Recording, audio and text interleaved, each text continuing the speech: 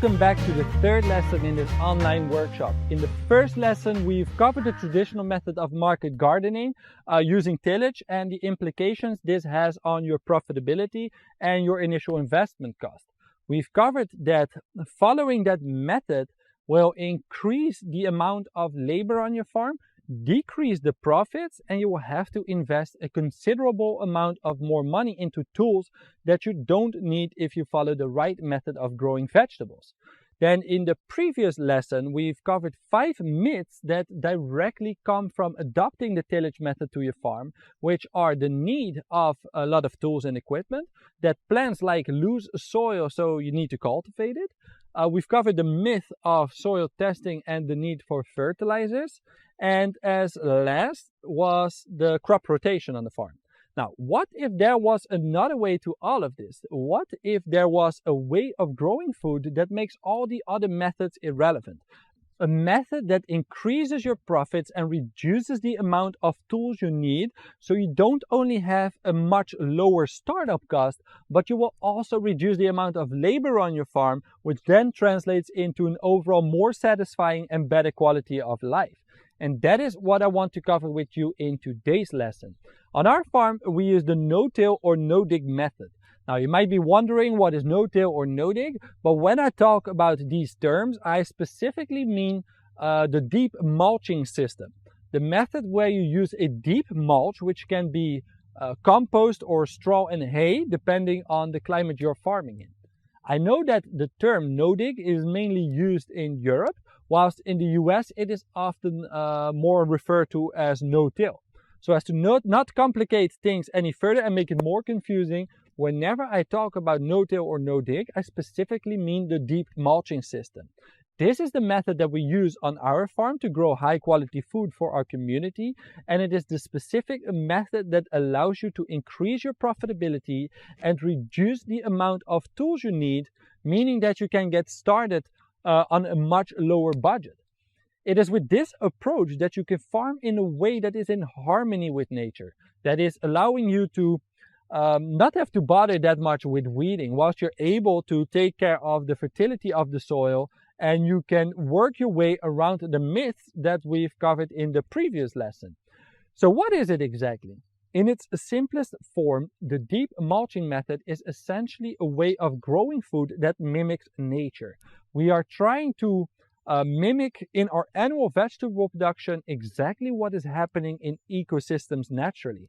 So you can see this back in the forest of the world as well as in the savanna plains. The soil is constantly covered with vegetation and organic matter that protect it against the harsh elements like rain, sun, and the wind. This cover not only protects the soil, but at the same time also feeds the soil biology below it. As I've mentioned before, nature doesn't do bare soil. Bare soil is one of the worst things that you can do to your land. You can compare it to your skin. Our skin is essentially the equivalent of vegetation on the soil. When you remove the vegetation or when you open your skin, it will be exposed and viruses and bacteria can enter and can potentially make you sick. Nature's response is to immediately fix this problem. In the case of opening our skin, the body sends blood to that area to close it up and cover it. In the case of soil, and when we remove the vegetation, nature's first response is the germination of weed seeds to restore the balance. That's why you will see so many tools and equipment being promoted to continuously try and battle these weeds. Essentially, with tillage, you are constantly opening up the skin of the earth with all the drastic consequences that follow. And that's what we do differently with no-dig. We make sure to keep the soil covered at all times. This allows us to not only have to use less tools, but we are actually constantly building up the fertility and the resilience of the soil. We're creating a healthier soil with more abundance and diversity that is able to cope much better with fluctuations in temperature and is much better protected from all of the elements.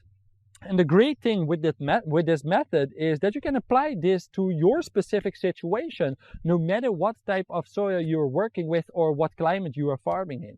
This method works on sandy soil, on clay soil, and on everything in between. In fact, with the use of high organic matter inputs and the mulching of the soil, you can let sandy soil behave more like loam and clay soils more like silt.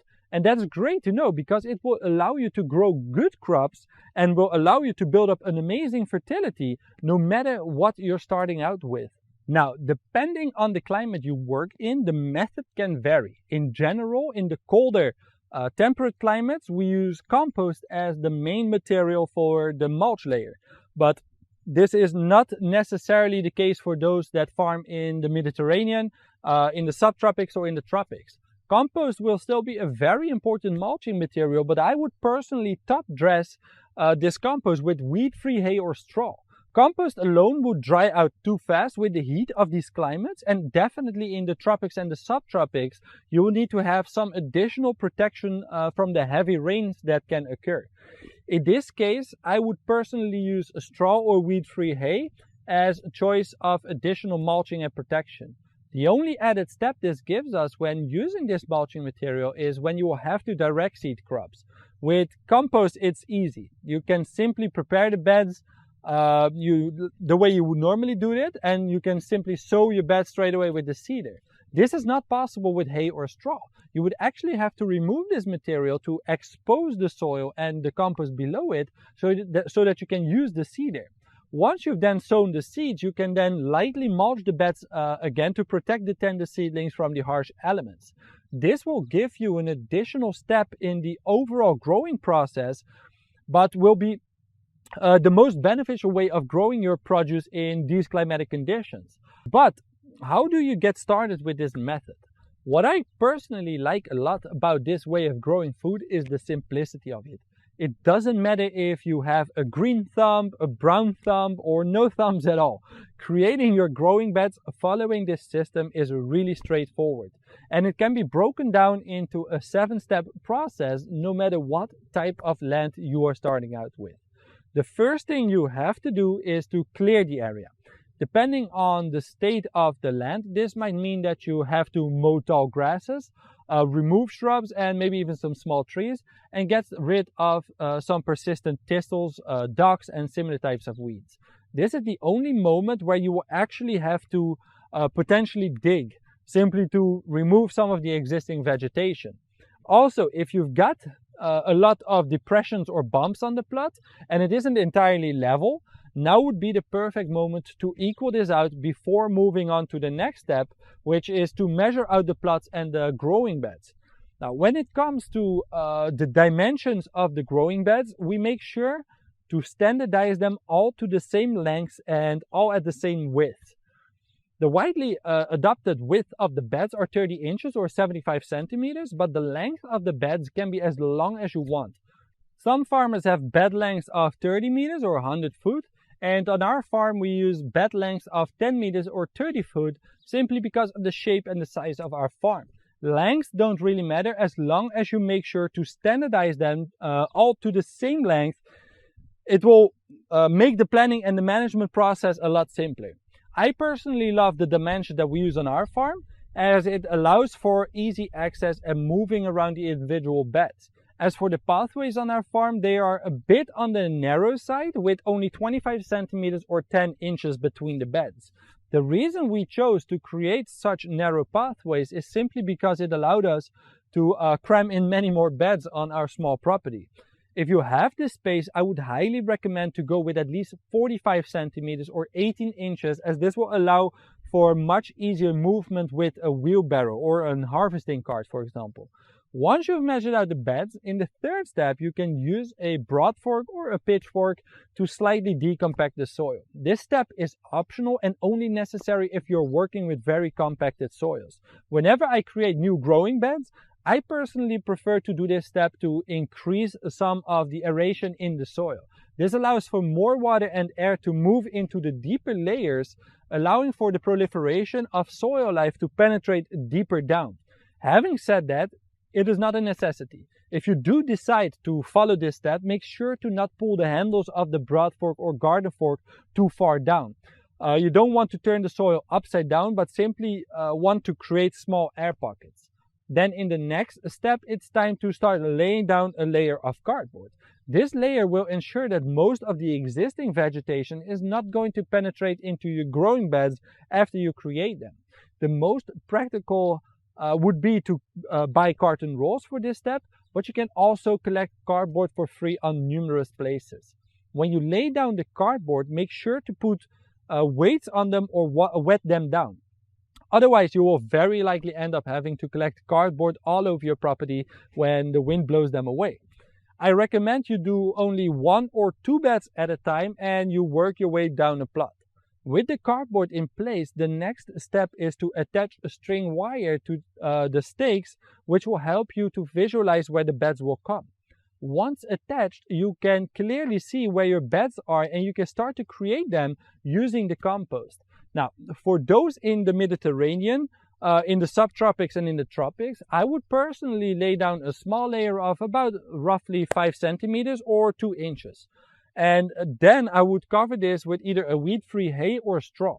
For those in temperate and colder climates, a layer of 15 centimeters or 6 inches of compost will suffice. You don't want to use raw, undecomposed organic matter in this climate as a mulch, because you will make the perfect habitat for slugs and snails. Recently, I talked to some other market gardeners here in our area and have seen several other places in this same climate that are using straw as mulch, and they always had the same problems. Slimy creatures everywhere. They're not as attracted to compost and it doesn't give them the opportunity to hide. Then once the beds are created, you only have the pathways left, which on our farm we fill with wood chips, but you can also use just a little bit of compost in the colder climates where slugs might be a problem, or simply hay and straw in the warmer climates. As last, you will have to slightly compress and compact the loose beds a little, and you can directly plant into your newly created growing beds. As you can see, the simplicity of this method speaks for itself. It is very easy to create these beds and it is very easy to manage the production on your farm like this. Unfortunately, it is being made way too complicated by too many people, and I hope that with this demonstration I can show you the benefits of using this method on your farm. You can literally save yourself thousands of upfront investment costs and countless of hours of weeding, and you will be able to gain a much higher quality of life in harmony with nature. Because farming is one of the most rewarding jobs out there and provides us with a beautifully rewarding lifestyle. And that is what I wish for everyone. And I hope that this workshop and the course will help you get there. So once again, I wish you all the best, good luck in your journey, and I will see you next time.